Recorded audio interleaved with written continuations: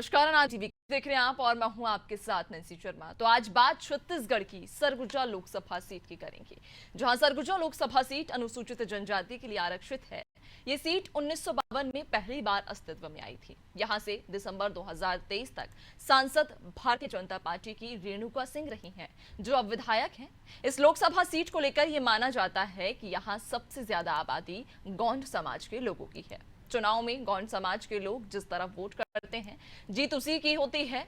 इस बार कांग्रेस पार्टी ने कुछ इसी तरह के प्रयोग भी किए। कांग्रेस ने सरगुजा लोकसभा सीट से पूर्व मंत्री की बेटी शशि सिंह को मैदान में उतारा है। शशि सिंह गौंड समाज से आती हैं। माना जा रहा है कि इन्हें मैदान में उतारकर कांग्रेस ने समाज के लोगों को अपनी तरफ खींचने का काम किया। वहीं भारतीय जनता पार्टी ने कांग्रेस छोड़कर बीजेपी में शामिल हुए चिंतामणि महाराज को अपना प्रत्याशी बनाया है।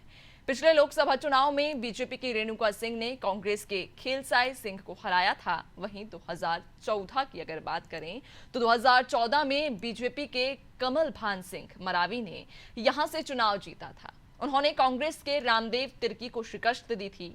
आपको बता दें कि सरगुजा लोकसभा के अंतर्गत विधानसभा की कुल 8 सीटें आती हैं। इन सीटों में प्रेमनगर, भटगांव, प्रतापपुर, रामानुजगंज, सामरी, लुंड्रा, अंबिकापुर और सीतापुर शामिल है। 1952 में सरगुजा लोकसभा सीट के अस्तित्व में आने के बाद 1971 तक यहां कांग्रेस का कब्जा रहा।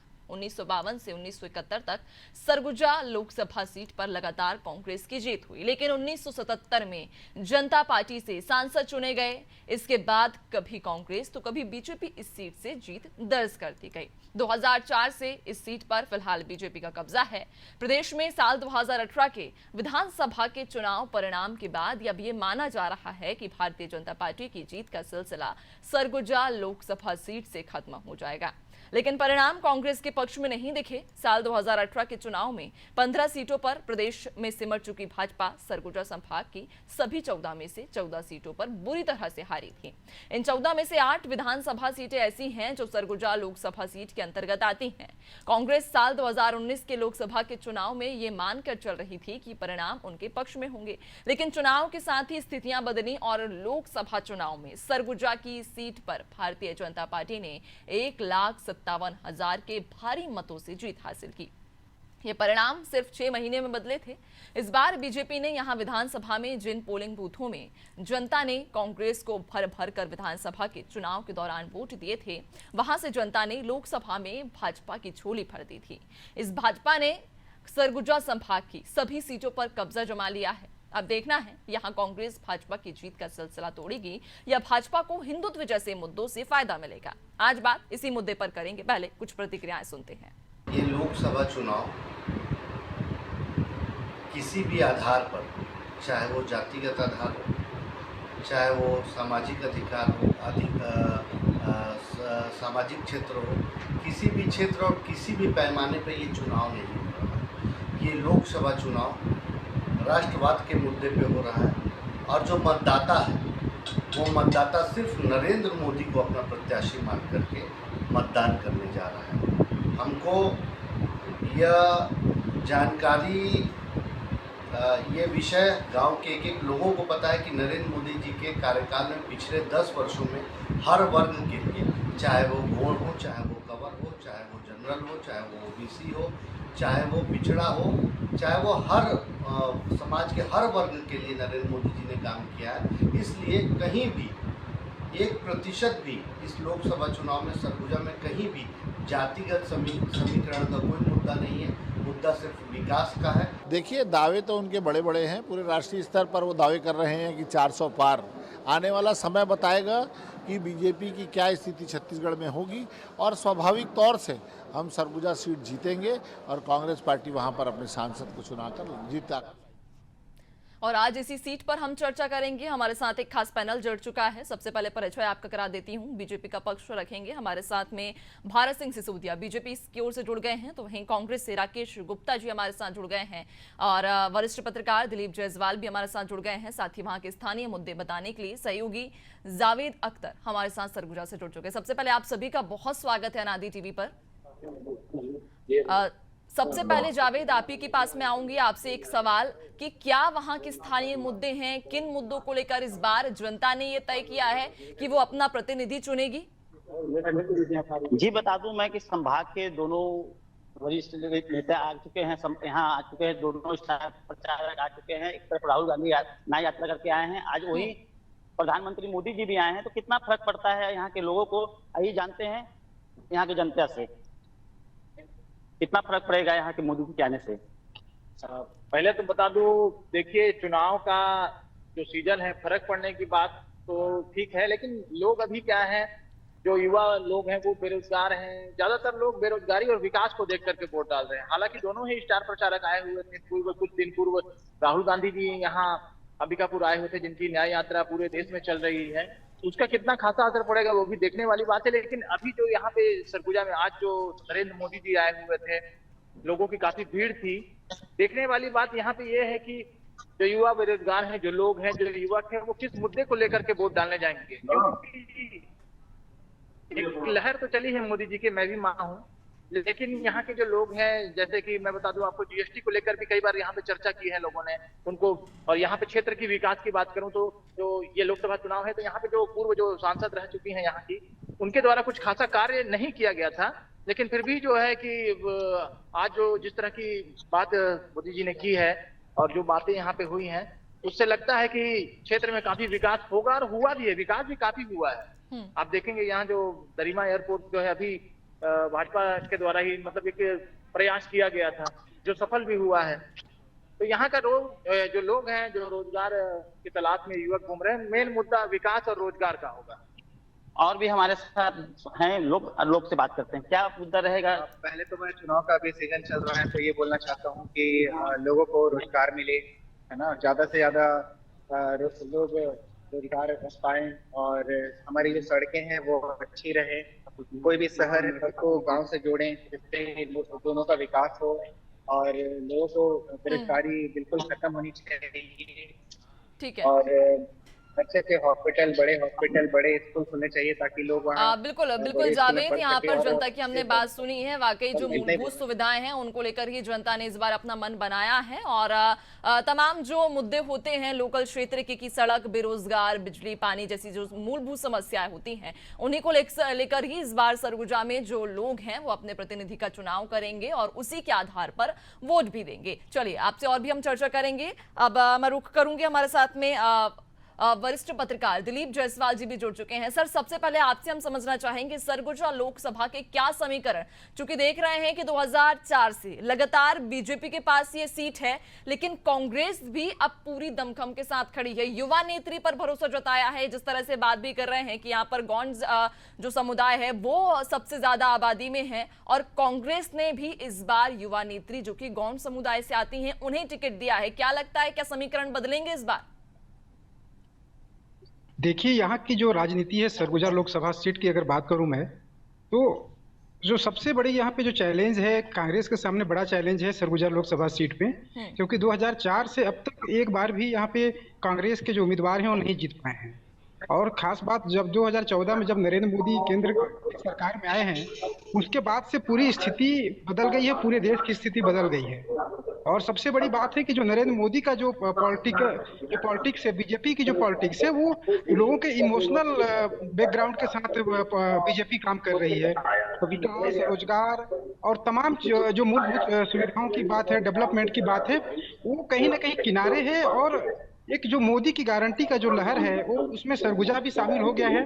और आने वाले दिनों में मुझे ऐसा लगता है कि बीजेपी को एक बड़ी सफलता यहाँ मिल सकती है। और दूसरी बात है, जहाँ पे कांग्रेस की अगर बात करें तो कांग्रेस ने शशि सिंह को उम्मीदवार बनाया है। और एक ऐसा भी वक्त था जब यहाँ कांग्रेस में कोई उम्मीदवार के लिए चुनाव लड़ने के लिए कांग्रेस की तरफ से दिखाई नहीं दे रहे थे। ऐसे में शशि सिंह ने बड़ी हिम्मत जुटाई है और उन्हें टिकट दिया गया है। वो उनके ऊपर कोई दाग या कोई धब्बा नहीं लगा है किसी तरीके से राजनीतिक रूप से। ये अलग बात है कि बीजेपी ने जिनको उम्मीदवार बनाया हुआ है, जो चिंतामणि महाराज हैं, वो आज से 4-5 महीने पहले कांग्रेस में ही विधायक थे और जब उनको टिकट नहीं मिला तो उन्होंने अपना दल बदल लिया। तो अब ऐसी स्थिति में जनता आखिर क्या विधायक की छवि देखेगी, या माफ करेंगे उम्मीदवार की छवि देखती है, या फिर नरेंद्र मोदी की गारंटी को देखती है, ये तो आने वाला वक्त ही बताएगा। बिल्कुल दिलीप जी, देखने वाली बात होगी, क्योंकि जिस तरह से मोदी की गारंटियों पर ही पूरा चुनाव लड़ा जा रहा है और मोदी के चेहरे पर ही पूरा चुनाव आधारित है। खैर, देखने वाली बात रहेगी कि सरगुजा की जनता किसे चुनती है, किसका चुनाव करती है। आप बने रहिएगा और भी आपसे हम चर्चा करेंगे। अब सीधा रुख करेंगे राजनीतिक मेहमानों की तरफ। सबसे पहला सवाल मेरा राकेश जी आपसे ही होगा, क्योंकि सरगुजा जो लोकसभा सीट है, हाई प्रोफाइल सीट है, 2004 से लगातार बीजेपी के पास है। एक समय था जब सरगुजा कांग्रेस का गढ़ कहा जाती थी, लेकिन 2004 के बाद सर क्या ऐसा हुआ कि एक भी बार कांग्रेस नहीं जीत पाई है? लोकसभा चुनाव की अगर हम बात करें, क्या रणनीति आपकी रहेगी? जी नमस्कार सभी दर्शकों को भी और पैनल में सभी जुड़े हुए साथियों को। 20 सालों से यहाँ लगातार भारतीय जनता पार्टी की सांसद चुने गए हैं और हम लोग कहीं ना कहीं इससे पीछे रहे हैं, लेकिन आज मोदी जी की सभा हुई सरगुजा में तो चर्चा का विषय बनेगा ही वो बात। आज ये लग रहा था कि इस बार जो हमारा लड़ाई है वो भाजपा के साथ ना होकर के मोदी जी के साथ है, क्योंकि भाजपा का नाम तो मोदी जी ने अपने पूरे भाषण में नहीं लिया। और एक और बात कुछ मीडिया चैनलों में देखने को मिल रही है कि चिंतामणि जी उस भाषण के बीच में सो रहे।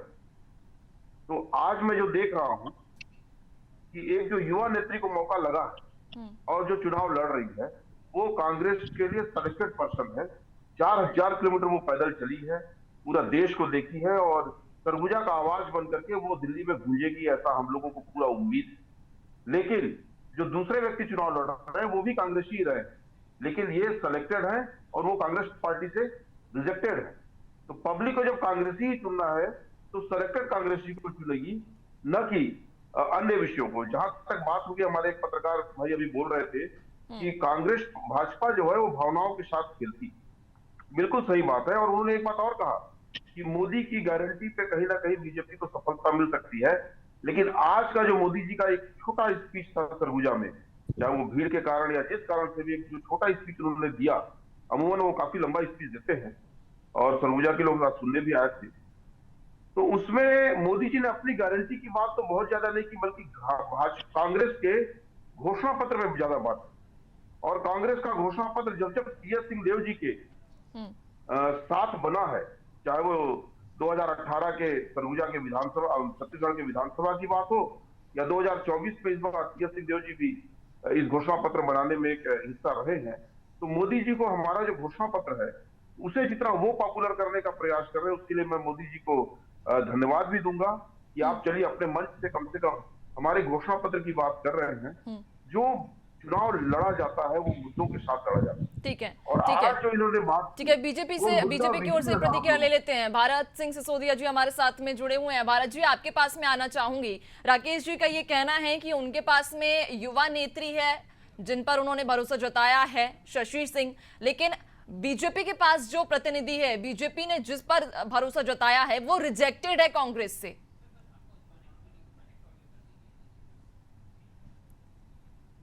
भारत जी, आपको आवाज पहुंच पा रही है मेरी?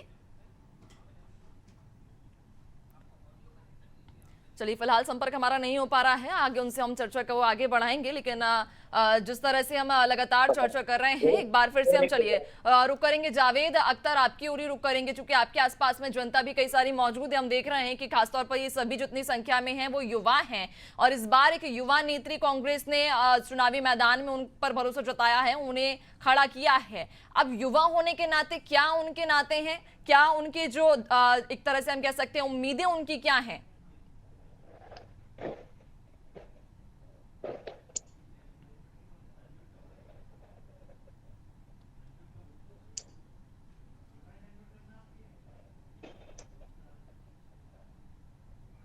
जी जावेद, मेरी आवाज आ रही है? जी बिल्कुल, आपकी आवाज आ रही है सर। जी बताएं। बिल्कुल जावेद, आपको रोकना चाहूंगी मैं, क्योंकि हमारे साथ एक बार फिर बीजेपी की तरफ से प्रवक्ता भारत सिंह सिसोदिया जी जुड़ चुके हैं। भारत जी, आपसे मेरा सवाल ये है, क्योंकि इसके पहले राकेश जी से हमारी बातचीत चल रही थी। राकेश जी का ये कहना है कि उनके पास तो युवा नेत्री है जिन्हें उन्होंने मैदान में उतारा है, लेकिन बीजेपी के पास जो प्रतिनिधि है वो कांग्रेस से रिजेक्टेड है। वो कुछ दिन के लिए कांग्रेस में जरूर चले गए थे किसी नाराजगी की वजह से, लेकिन हम ऐसा मानते हैं कि युवाओं की इस देश को आवश्यकता है, लेकिन वरिष्ठों के मार्गदर्शन की भी जरूरत होती है।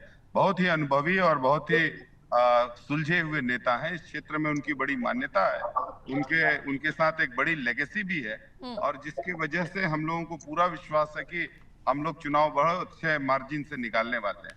एक विषय और मैं आपका ध्यान दिलाना चाहता हूँ। बाकी लोग तो कहने आ बार रहे हैं। बार ये गुण और कमरों का विषय आ रहा है। हम लोग कभी भी किसी भी व्यक्ति को जातिगत तौर पे कभी किसी का तुलना नहीं करते। जातिगत आधार हमारे निर्णय का कभी निर्णय का आधार नहीं होता। आपको मैं ध्यान दिलाना चाहता हूं कि बाबूनाथ सिंह जी, चक्रधारी सिंह जी जो कांग्रेस के सांसद रहे, इसके अलावा अपने ठीक है भारत जी, आपके पास में आऊंगी। फिलहाल आपकी आवाज हम तक सही से नहीं पहुंच पा रही है, कुछ तकनीकी समस्या है जिस वजह से। जावेद, एक बार फिर मैं आपका ही रुख करूंगी। लगातार यहाँ हम राजनीतिक नेताओं से तो बातचीत कर ही रहे हैं, उनसे भी समझने की कोशिश कर रहे हैं। हालांकि जिस तरह से बयानबाजी का दौर भी हम देख रहे हैं यहाँ बढ़ गया है। सरगुजा की अगर हम बात करें, चूंकि हाई प्रोफाइल ये सीट है, लगातार बीजेपी के पास ये सीट 2004 से बनी हुई है, कांग्रेस अभी फिलहाल छिटकी हुई है इस सीट से। क्या लगता है इस बार किस तरह से क्या समीकरण बन रहे हैं, खासतौर पर जिन मुद्दों को लेकर आप पहले भी हमसे चर्चा कर रहे थे, जो मुद्दे हैं, क्या वो धरातल पर वाकई दिखाई पड़ते हैं? जी, मैं बता दूं कि कांग्रेस ने एक बार भी यहाँ खाता नहीं खोल पाया है। अब इसका क्या वजह है तो पब्लिक बता सकती है ज्यादा कि क्यों, क्या करते हैं, क्या नहीं करते हैं, कैसे काम करते हैं। हमारे साथ और भी यहाँ है, हम उनसे जानते हैं कि जाति समीकरण कितना असर करेगा इसमें। चुनाव जाति समीकरण जैसी कोई चीज काम नहीं करेगी। चुनाव मुद्दों का चुनाव, महंगाई है, बेरोजगारी है, रोजगार है, व्यापार है। आप क्या देख के वोट करेंगे? ये मुद्दे हैं, मुद्दों का चुनाव है। महंगाई से परेशान है, रोजगार नहीं है, व्यापार नहीं है। ये सारी चीजें हैं जो इस चुनाव के सबसे बड़े मुद्दे हैं। और ये जाति और भाषण, इन मुद्दों पे अभी चुनाव नहीं रह गया। तो लोगों में चुनाव को लेकर के कोई उत्साह का न दिखना इस बात का प्रतीक है कि कहीं ना कहीं लोग महंगाई, बेरोजगारी कितना फर्क पड़ेगा? मेरे को ऐसा लगता है कि ये चुनाव जो है ना, सरगुजा के चुनावी इतिहास में एक नई करवट है।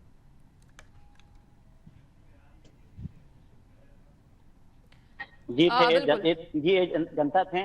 बिल्कुल बिल्कुल जावेद, यानी कि जिस तरह से देख पा रहे हैं कि सभी समीकरणों को साधते हुए हालांकि दोनों ही पार्टियों ने अपनी रणनीति बनाई है और उम्मीदवार भी उसी हिसाब से हम देख रहे हैं कि चुनावी मैदान में उतारे हैं। खैर, जनता ही निर्णायक है और जनता को ही तय करना है कि उसे अपना प्रतिनिधि, उसे अपना उम्मीदवार किसे चुनना है। चलिए एक बार फिर से हम रुक करेंगे। राजनीतिक मेहमान हमारे साथ लगातार जुड़े हुए हैं। बीजेपी की ओर से हमारे साथ कृष्ण बिहारी जायसवाल जी जुड़ चुके हैं। कृष्ण जी, बहुत स्वागत सबसे पहले तो आपका नादी टीवी पर। धन्यवाद। सर, सवाल मेरा आपसे रहेगा कि इस बार का लोकसभा चुनाव कैसे आप हासिल करेंगे? एक बड़ा लक्ष्य पार्टी ने रखा है 400 पार का। हालांकि पिछले विधानसभा चुनाव की अगर बात करें तो अच्छा खासा परिणाम यहां से बीजेपी को मिला है, सभी सीटें बीजेपी ने जीती। बेशक एक बड़ा नाम कांग्रेस का टीएस सिंहदेव को जरूर हराया, लेकिन सर वो जो मार्जिन था वो बहुत कम था। शायद मेरी समझ से 90 से 95 के बीच का वो मार्जिन था जब हराया था। लेकिन क्या रणनीति इस बार, चूंकि लक्ष्य बड़ा है 400 पार का? देखिए, 400 पार का जो लक्ष्य है, इस बार देश के रक्षा के लिए, देश हित में जनता वोट करने वाली है। माननीय प्रधानमंत्री जी को, नरेंद्र मोदी जी को तीसरी बार प्रधानमंत्री बनाने के लिए और इस देश को परम वैभव पर पहुंचाने के लिए, और एक जो लोगों के मन में है कि हमारा देश जो है सर्वोच्च बने, आगे बढ़े, उस दिशा में निश्चित है इस बार 400 पार होगा। और रहा सवाल सरगुजा के जो सीट के बारे में आप बता रहे हैं, उस सीट को जरूर कम मतों से जीते हैं, लेकिन जनता का आशीर्वाद भारतीय जनता पार्टी को मिला है और पूरे संभाग में 14 की 14 सीटों को भारतीय जनता पार्टी ने भारी बहुमत के साथ जीता है। मैं कोरबा लोकसभा की बात करूं तो कोरबा लोकसभा, जहां से हमारी प्रत्याशी भारतीय जनता पार्टी के राष्ट्रीय उपाध्यक्ष और 20 वर्षों से राष्ट्रीय नेतृत्व कर रही है, और वो विधानसभा में भी विधायक के तौर पे, महापौर, लोकसभा, राज्यसभा, और आज वो एक नया जो हमारे कोरबा में सुश्री सरोज पांडे जी को मैदान में उतारा है। निश्चित है कि उनके नेतृत्व में ये लोकसभा चुनाव कोरबा हम भारी बहुमत से जीतने जा रहे हैं।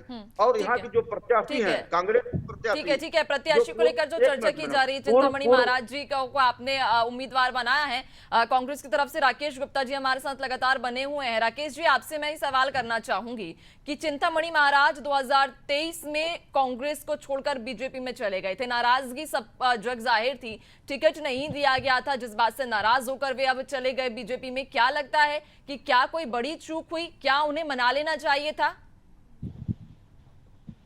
देखिए, पार्टी में लोग रहे अच्छी बात है, लेकिन पार्टी में हर बार उनको उसी पद पे सुशोभित किया जाए जिसके वो इच्छा रखते हैं, ये संभव नहीं है। कार्यकर्ताओं की पार्टी है, मास लीडरशिप है कांग्रेस के अंदर, तो मनाने की बात जहां तक मैं कहूंगा ऐसी कोई बात नहीं। 2 बार उनको विधायक बनाया गया और वो पहले निर्दलीय भी रहे, भाजपा में भी रहे, कांग्रेस ने 2 बार विधायक बनाया। पर मेरे को ऐसा लगता है कि जब लुंड्रा में और नहीं शामली में वो अपना जनाधार खोते गए, इस कारण से उनको टिकट नहीं मिल पाया दोबारा। और उसका एक सबसे बड़ा कारण ये रहा कि सीतामढ़ी जी आज पीछे चल रहे हैं। आज बड़ा कारण मैं आपको बता रहा हूँ, मीडिया में एक बड़ा विषय आना चाहिए। मोदी जी से लोगों को आज की सरगुजा संभाग से उम्मीद थी कि जो राशन कार्ड पे भाजपा ने दांव खेला है और 5 किलो प्रति व्यक्ति कर दिया, उसके ऊपर मोदी जी कुछ क्लियरिटी करते कि अब जो है प्राथमिकता राशन कार्ड वालों को, जो नए राशन कार्ड में लिखा हुआ है कि 5 किलो प्रति व्यक्ति मिलेगा, जिन्हें 3 लोगों के परिवार वालों को 35 किलो मिलता था, उन्हें 15 किलो मिलेगा, 4 लोगों के परिवार वालों को 20 किलो मिलेगा, और 7 लोगों के परिवार वालों को जिनको अभी 49 किलो मिलता है, अब उनको 35 किलो मिलेगा। इस पे कोई बात कहते कि अब न तो मुख्यमंत्री जी ने इस पे कोई बात कहा, न प्रधानमंत्री जी ने इस पे कोई बात कहा।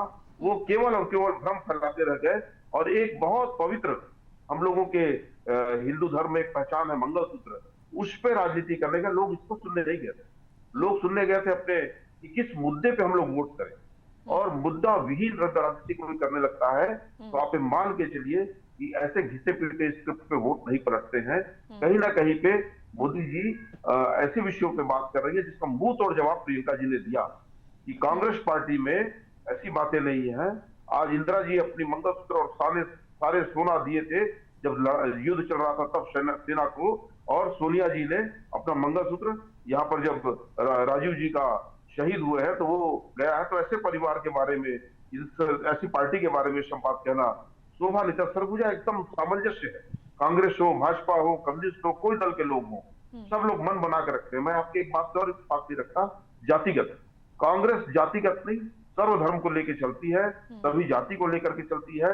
और कांग्रेस सबसे पहले आदिवासी, ओबीसी और आपके एसटी के लिए बात करती है, और ये तीनों वर्ग के लिए जो 73% देश में है, हमारा छत्तीसगढ़, हमारा सरगुजा संभाग इसमें बहुलता में है, उनके हित की बात करती है।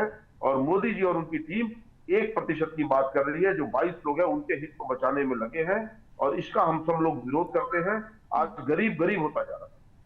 आज 70 करोड़ लोग की, ठीक है बीजेपी की तरफ से ही जवाब ले लेते हैं। कृष्ण जी जवाब दीजिए। कह रहे हैं कि बीजेपी जनता को मुद्दा विहीन कर देती है। देखिए, कांग्रेस के पास ना कोई मुद्दा है, ना कोई नीति है, ना कोई नेता है, और ये कांग्रेस पार्टी एक डूबती हुई जहाज है, नाव है, और इसमें कोई भी आज सवार होना नहीं चाह रहा है। ये बात जरूर कर रहे हैं हमारे मित्र, लेकिन आज भारतीय जनता पार्टी सिद्धांतों के आधार पर चलती है। भारतीय जनता पार्टी का एक विजन है देश हित के लिए, राष्ट्र हित के लिए। मोदी जी राष्ट्र हित के लिए काम कर रहे हैं, युवाओं के लिए काम कर रहे हैं, किसानों के लिए काम कर रहे हैं, महिलाओं के लिए काम कर रहे हैं। ये सारा प्रदेश आपको दिख रहा है। और चिंतामणि महाराज और भारतीय जनता पार्टी किसी भी जाति धर्म को लेकर नहीं काम करती है। ये तो एक समुदाय के लिए वोट बैंक बनाते हैं। भारतीय जनता पार्टी के सभी लोगों ने, जितने भी जाति धर्म के लोग हैं, सब भारतीय जनता पार्टी को वोट कर रहे हैं। और इस बार पहली बार नरेंद्र मोदी जी के तीसरी बार उन्हें प्रधानमंत्री बनाने के लिए 400 पार का जो नारा दिया गया है, और निश्चित है कि जनता मन बना ली है कि मोदी जी को 400 पार का जो कृष्ण जी, वो तो जनता ही तय करेगी कि जनता को किसे वोट देना है। समय बताएगा, उसके बाद जब निर्णय आएंगे, चुनाव नतीजे सामने आएंगे, तभी पता चलेगा कि जनता ने आखिर किसे अपना निर्णय दिया है। एक अंतिम सवाल आप दोनों से ही मेरा रहेगा, संक्षिप्त में जवाब दीजिएगा। क्या लगता है राकेश जी, आपसे मैं सबसे पहले पूछना चाहूंगी, सरगुजा को क्या इस बार कांग्रेस भेद पाएगी? संक्षिप्त में। बिल्कुल, युवाओं का ये लोकसभा क्षेत्र है, युवा नेत्री हमने दिया है, महिलाएं ठगी सी महसूस करते जा रही हैं, राशन के ऊपर वार कर दिया ये 6 महीने के अंदर में सरकार ने। आज सारे विकास कार्य ठप पड़े हुए 6 महीने से, और कहीं ना कहीं पे जो सोच की बात कह रहे हैं जसपाल जी ने बिल्कुल सही कहा कि 2 बार तो बीजेपी लड़ी और इस बार मोदी जी लड़ रहे हैं। तो जब व्यक्ति पार्टी से ऊपर हो जाता है, ठीक है, मतलब तो आपका कहना है कि इस बार चुनाव बीजेपी कांग्रेस के बीच नहीं है, इस बार चुनाव कांग्रेस वर्सेस मोदी है, मोदी जी के बीच में है। और चिंतामणि जी जो है वो मैं पहले बता चुका हूँ कि जिस विधानसभा क्षेत्र में वो नेतृत्व किए हैं, काम किए हैं, वहां से वो बहुत पिछड़े गए। और जो आंकड़े और जो लोगों का रुझान दिख रहा है वो कहीं ना कहीं हमारे ठीक है कृष्ण जी, आपसे एक छोटा सा जवाब मेरा, क्या लगता है इस बार सरगुजा को भेद पाएंगे, कितना मार्जिन होगा? बिल्कुल सरगुजा हम सीट जीत रहे हैं। माननीय प्रधानमंत्री जी का गारंटी, मोदी जी की गारंटी, अब माननीय विष्णुदेव साय जी हमारे मुख्यमंत्री जी का सुशासन, हमने 3 महीने में वो काम किया है, वो जनता देख रही है। हमने जितने बड़े घोषणा किए थे 3 महीने में उन वादों को पूरा किया। किसानों का अंतरराष्ट्रीय हमने एक मुफ्त दिया है। ठीक है, बिल्कुल, जो काम किए हैं वो धरातल पर जरूर दिखाई देंगे और उन्हीं के आधार पर ही जनता अपना वोट देगी, जनता अपना मत देगी और अपने प्रत्याशी का चुनाव करेगी। आप सभी मेहमानों का हमारे साथ जुड़ने के लिए, चर्चा के लिए बहुत शुक्रिया। तो आज सरगुजा लोकसभा सीट को लेकर चर्चा की, जहां दोनों ही पार्टियों की ओर से ये दावे किए जा रहे हैं कि सरगुजा को वो भेज देंगे। लेकिन खैर देखने वाली बात होगी, क्योंकि जिन मुद्दों को लेकर दोनों ही पार्टियां जमीनी मैदान पर उतरी हुई हैं वो मुद्दे धरातल पर कहीं नजर नहीं आते हैं। चूंकि इसके पहले जहां लोगों से बातचीत की, मुद्दा है बेरोजगारी, मुद्दा है महंगाई। इन मुद्दों को लेकर जनता अपना उम्मीदवार, अपना प्रत्याशी तय करेगी। खैर देखने वाली बात होगी जब चुनाव के नतीजे सामने आएंगे। जनता निर्णायक है और जनता के पास में मताधिकार का वो हक है, और देखने वाली बात होगी कि इस बार सरगुजा में जनता किसे अपना मत देती है। फिलहाल इस खास बुलेटिन में इतना ही। बने रहिए अनादि टीवी के साथ। नमस्कार।